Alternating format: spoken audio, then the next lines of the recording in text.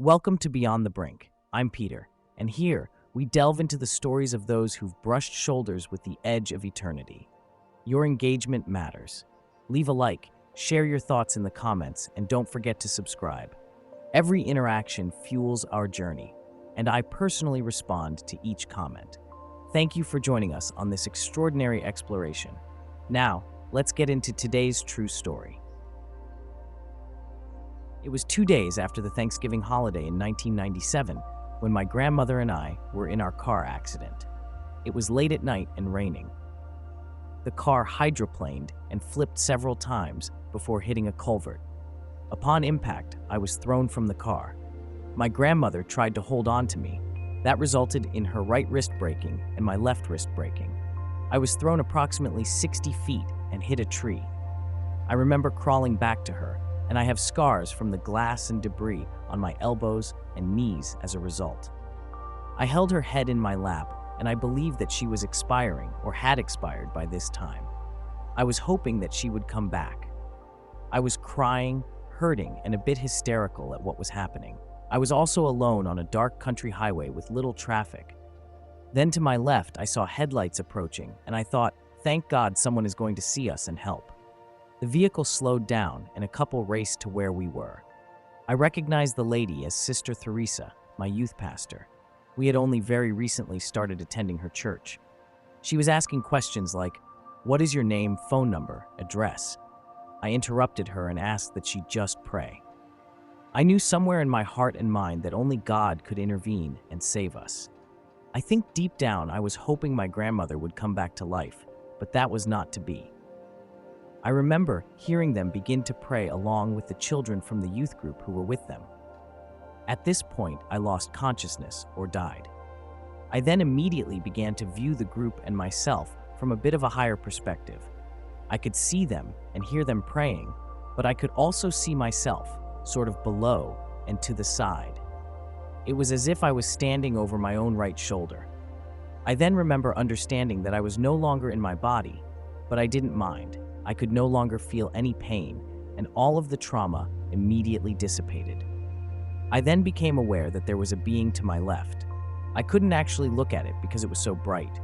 I didn't notice a face or anything like that. It seemed to be what I can only describe as a being of fire, and it was tall and extremely bright. It wasn't hot though. I didn't feel any heat coming from it. It wasn't cold either. The color was also something I've never seen before or since. It was somewhere between white and gold. The closest thing to this color would be how the sun looks at midday. It didn't say anything to me, but I understood immediately what it was there for. And it was emitting an intense feeling of love and compassion. It reached down and touched my body on the left side near the stomach area. The moment that it did that, I felt partially back in connection with my body. I felt a sensation of warmth where it touched me that spread throughout my whole body. Along with this came an immense feeling of what I can only describe as pure love and ecstasy. I've never ever felt a feeling as intense and good before or since. At that same moment, I realized that where this being came from felt like this all the time. I immediately wanted to go with this being. I didn't care about anything or anyone on earth that I would leave behind. I knew this being was going home, and that is where I wanted to be. It refused my request without words. All of this was being communicated through thought, or more like just knowing. I also no longer felt sad for my grandmother's body, because I also knew that she was going with this being, and I accepted that. In that moment, I felt like she was the lucky one. This exchange felt like several minutes, but it was only seconds on the earth plane. Once it refused me and forced me to stay, I was wholly back in my body. I was now awake and looking at the praying group face to face. At this point, the ambulance had arrived and began prepping me for a long ride to the closest hospital that could treat my condition. The ambulance drivers had told my grandfather that they wouldn't give a nickel for my life at this point because they didn't think I'd make it through the ride. My mom had beat the ambulance to the hospital. As they arrived with me, they allowed her to walk with the gurney back to the surgery room. I could tell she was very distressed, and I smiled at her and told her not to worry that everything was going to be fine because it had already healed me. After a few days in ICU and 2 weeks in the hospital, I was allowed to go home. Shortly after that, the surgeon, Dr. Braun, requested a checkup at his office. When we sat down across from his desk, he told me I was extremely lucky to be alive. He also said he didn't understand how I was alive, other than a miracle.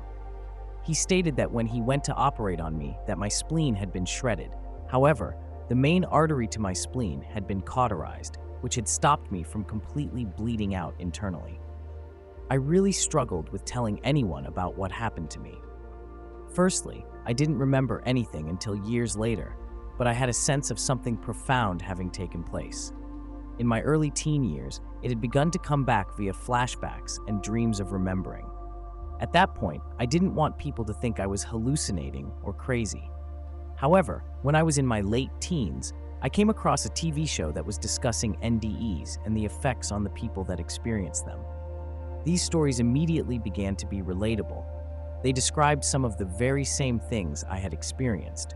Now, I tend to tell everyone that I get a chance to talk with. I yearn to be able to allow everyone, anyone really, to experience the feeling I had experienced. Nothing compares. I no longer fear death or mourn the same way others do when someone transitions. I have also had a change in my faith. I have become more spiritual than my previous strict Christian doctrine. I also became comfortable with my sexuality versus hating myself or thinking I'm broken. I have suffered a bit of depression.